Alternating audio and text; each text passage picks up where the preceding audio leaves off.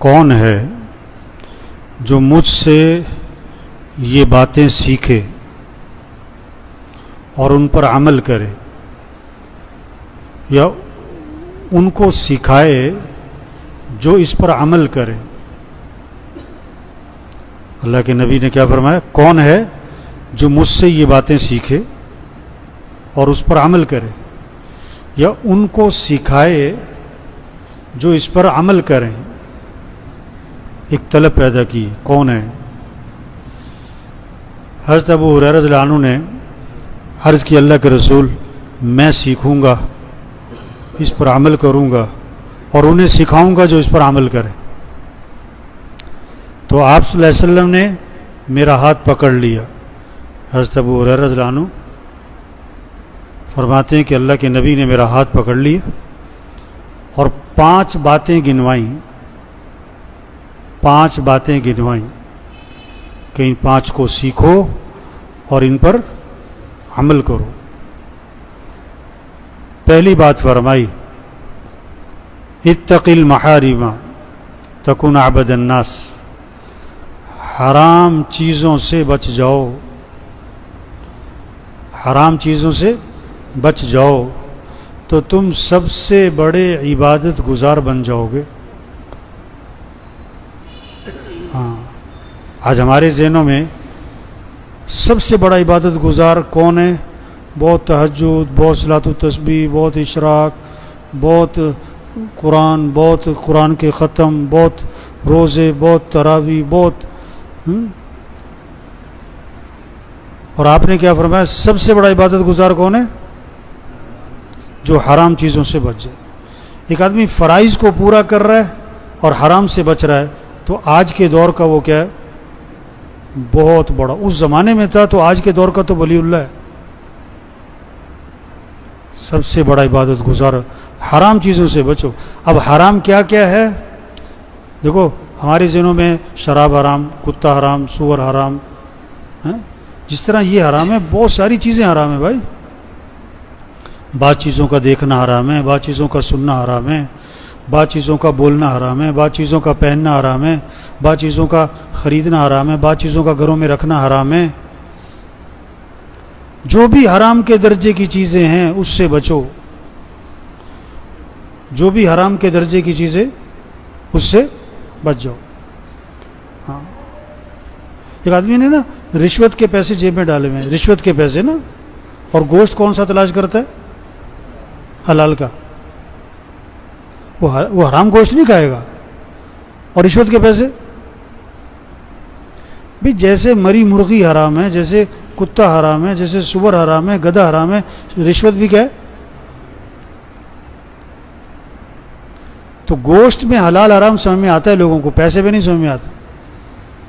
بہنوں کو وراثت میں حق نہیں دیا، یہ حرام کھا رہا ہے۔ حرام چیزوں سے بچ جاؤ، تم سب سے بڑے عبادت گزار بن جاؤ گے۔ دوسری بات فرمائی، وَرْضَ بِمَا قَسَمَ اللَّهُ لَكَ تَكُنْ أَغْنَى النَّاسِ، اللہ کی تقسیم پر راضی رہو، اللہ کی تقسیم پر راضی ہو جاؤ تو تم سب سے بڑے غنی بن جاؤ گے۔ اللہ کی تقسیم پر بھی، اللہ کی تقسیم ہے، نہ کسی کو گورا بنائے کسی کو کالا بنائے، کسی کا قد لمبا ہے کسی کا قد چھوٹا ہے، کسی کی ناک بڑی ہے کسی کی چھوٹی ہے، کسی کی لمبی ہے، کسی کو اللہ نے بہت خوبصورت بنایا، کسی کو بہت سادہ شکل بنایا، کسی کو مالدار بنایا کسی کو غریب بنایا، کوئی جھونپڑے والے کے گھر پیدا ہو گیا، کوئی مال والے کے گھر پیدا ہو گیا، کوئی ساری زندگی سائیکل پہ رہتا ہے، کوئی ساری زندگی گاڑی سے نہیں اترتا ہے، کوئی جہاز سے نہیں اترتا ہے۔ یہ تو اللہ کی تقسیم ہے۔ کوئی روز ہسپتال اور ڈاکٹر، اور کوئی ماشاءاللہ کوئی کبھی ہسپتال جاتے ہی نہیں، کسی کا روز ہی بچہ بیمار، کوئی بیوی۔ اللہ کی تقسیم ہے۔ اب کسی کا بچہ معذور ہے، اب اس میں آدمی کیا کر سکتے؟ یہ اللہ کی طرف سے۔ اللہ کی تقسیم پر راضی رہو۔ کوئی ایک دن میں لاکھ روپے کما لیتا ہے، کوئی پورے سال بھی نہیں کما پاتا ہے۔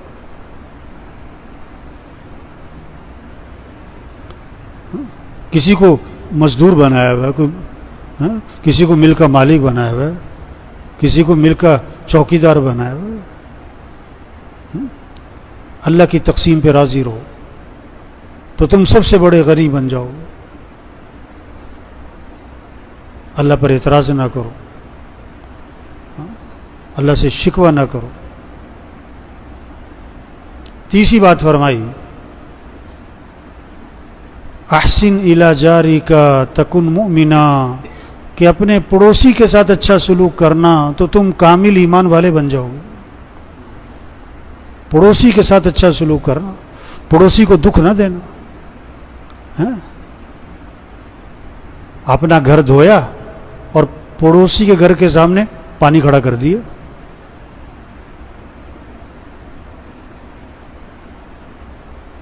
اپنے گھر کی صفائی کی اور کوڑا کہاں ڈال دیا؟ پڑوسی کے گھر کے سامنے کوڑا ڈال دیا. نہیں نہیں نہیں، پڑوسی کو دکھ نہ دینا. رات کے 2 بجے آئے واپس اور جناب گاڑی ہے، موٹر سائیکل ہے، اس کا ہارن پہ ہارن دے رہا ہے. اس کے گھر والے تو اٹھے نہیں، سارے پڑوسی اٹھ کے بیٹھ گئے. پڑوسی کو دکھ نہ دینا. آپ صلی اللہ علیہ وسلم نے فرمایا کہ جبریل علیہ السلام بار بار پڑوسی کے بارے میں آ کے نصیحت کرتے رہے، اس کے حقوق بیان کرتے رہے. مجھے یہ اندیشہ ہوا کہ شاید وراثت میں بھی اس کا حق رکھ دیا جائے گا. پڑوسی کے ساتھ اچھا سلوک کرنا تو تم کامل ایمان والے بن جاؤ. چوتھی بات فرمائی کہ اپنے بھائی کے لیے وہی پسند کرنا جو اپنے لیے پسند کرتے ہو تو تم کامل مسلمان بن جاؤ گے. ہاں، اپنے بھائی کے لیے آپ نہیں چاہتے کہ آپ کے گاڑی کے سامنے کوئی گاڑی لگا کے چلا جائے. آپ بھی کسی گاڑی کے سامنے گاڑی مت لگاؤ. آپ نہیں چاہتے کہ آپ جا رہے ہو گاڑی میں، پیچھے سے کوئی ہارن پہ ہارن ماری جائے. آپ بھی نہ کسی کو ہارن پہ ہارن مارو. آپ نہیں چاہتے کہ آپ کو کوئی برے نام سے پکارے. آپ بھی کسی کو برے نام سے نہ پکارو. آپ نہیں چاہتے آپ کو کوئی گالی دے. آپ بھی کسی کو گالی مت دو. جو اپنے لیے پسند کرتے ہو وہی اپنے بھائی کے لیے پسند کرو تو تم کیا بن جاؤ گے؟ کامل مسلمان. کامل مسلمان. پانچویں بات فرمائی کہ زیادہ ہنسی سے پرہیز کرنا.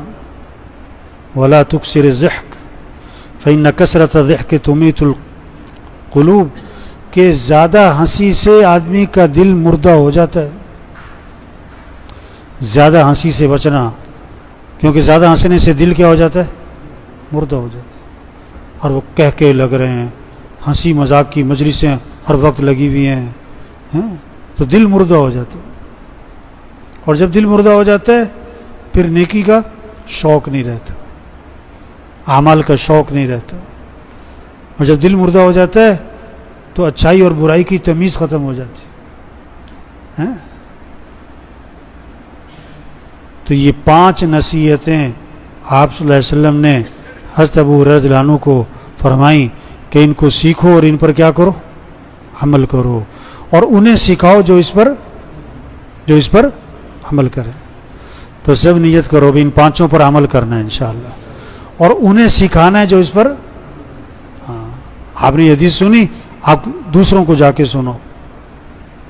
اللہ کے نبی نے کیسے شوق پیدا کیا کہ کون ہے جو سیکھے گا میرے سے، اور پھر ہاتھ پکڑ کے سکھایا.